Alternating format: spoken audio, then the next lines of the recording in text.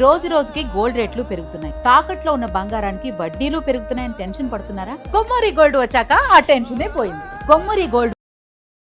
ఇంక వీళ్ళు ఏం చేస్తారు, లోకల్ గా ఎమ్మెల్యేలకు వ్యతిరేకంగా ఈ పాత ఎమ్మెల్యేలు పోరాడాలి. వీళ్ళు కుమ్మక్కైపోతే వీళ్ళు ఎక్కడ పోరాడగలుగుతారు స్థానిక సమస్యల మీద?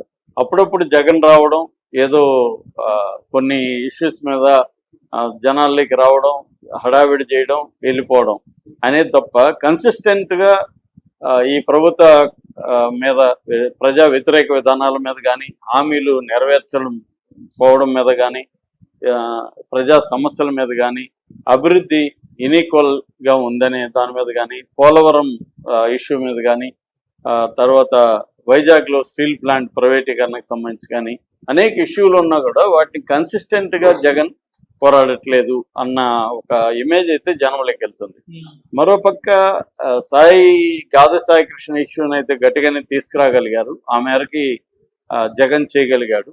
అయితే తర్వాత వచ్చిన రావణ్ ఇష్యూ గత 4-5 రోజులుగా నడుస్తుంటే దాన్ని మంచో చెడ్డ ఏదో ఒక వెర్షన్ తీసుకోవాలి కదా.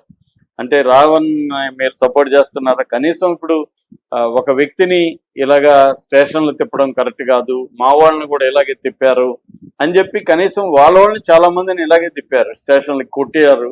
ఆ ఇష్యూల మీద కూడా వీళ్ళు పోరాడచ్చు. అవి కూడా ఏం పెద్దగా పోరాడలే. నిజానికి వైసీపీ సోషల్ మీడియాకి సంబంధించి చాలా మంది మీద కేసులు పెట్టారు, చాలా మందిని పోలీస్ స్టేషన్కి తీసుకెళ్ళి కొట్టారు. ఈ ఆరోపణలంతా వచ్చాయి. వాటి లీగల్ గా హెల్ప్ చేస్తున్నారు అంత తప్ప ఆ ఇష్యూల మీద గట్టిగా పోరాడడం అనేది చేయట్లేదు. సో ఇలాగా అనేక ఇష్యూలు ఉన్నప్పటికీ అవన్నీ పక్కన పెట్టి ఈ పనికిమాలిన మావిగన్న కాన్సెప్ట్ తీసుకొచ్చి దీన్ని కేంద్రంగా ఎన్నికలు జరుగుతాయని చెప్పడం అంటే అది స్టేట్ వైడ్ ఇష్యూ కాదు. ఆల్రెడీ అమరావతికి జగన్ యాంటీ అనే ఒక ఇది ఉంది. ఇప్పుడు అమరావతికి చంద్రబాబు మీదనే తెలుగుదేశంలోనే విమర్శలు ఉన్నాయి. ఎందుకంటే లోకేష్ ఎక్కువగా వైజాగ్ని పట్టించుకుంటున్నాడు, అమరావతిని పట్టించుకోలేదు. అమరావతికి పెద్ద కంపెనీలు ఏం లేవు, ఏవో కొన్ని హాస్పిటల్, ఎడ్యుకేషన్ ఇన్స్టిట్యూట్ ఇలాంటివి తప్ప పెద్ద కంపెనీలు ఏం లేవు. వర్క్ కూడా స్పీడ్గా అనుకున్నంత వేగంగా జరగలేదు, అక్కడ అవినీతి జరుగుతుంది. ఇలాంటివన్నీ తెలుగుదేశంలో ఉండే కొంతమంది కూడా, తెలుగుదేశాన్ని ప్రేమించే వాళ్ళు, అభిమానించే వాళ్ళు కూడా కామెంట్లు పెడుతున్నారు.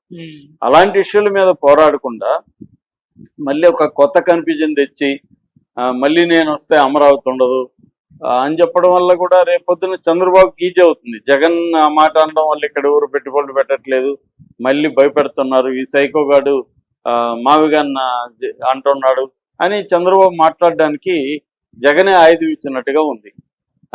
జగన్ ఫోకస్ చేయాల్సిందేంటి, ఫోకస్ చేయకుండా ఉండాల్సిందేంటి అన్న ఒక క్లారిటీ జగన్కి లేకుండా, ఇంకా మొండిగా అతను ఎవరితో డిస్కస్ చేయకుండా, ఎందుకంటే పిఎస్ అని పెట్టారు, పొలిటికల్ అఫైర్స్ కమిటీ, దాన్ని అసలు ఫంక్షన్లో ఉందా, వాళ్ళని సలహాలు తీసుకుంటున్నాడా ఏమీ ఎవరికి తెలియదు. రెగ్యులర్గా అది సమావేశం అవ్వాలి, వాళ్ళతో వాళ్ళ అభిప్రాయాలు గ్రౌండ్ లెవెల్లో తీసుకోవాలి, కార్యకర్తలను కలుస్తానన్నాడు, అదేమీ జరగట్లేదు. సో కంప్లీట్గా ప్రతిపక్షంగా వైసీపీ జగన్ గట్టిగా చేయట్లేదు అనేది ఉంది. అంటే ఇప్పుడు ఏమైపోయిందంటే ఇప్పటి నుంచి ఎందుకు పోరాడాలి? 1 year ముందు గట్టిగా దిగదాం రంగంలోకి, 1 year ముందో 1.5 year ముందో పాదయాత్ర చేద్దాం, ఇప్పుడంతా కూడా సైలెంట్గా ఉందాం అన్న ఆలోచనలో ఉన్నట్టుగా కనబడుతుంది మనకి. సో ఏం జరుగుతుందో చూడాలి.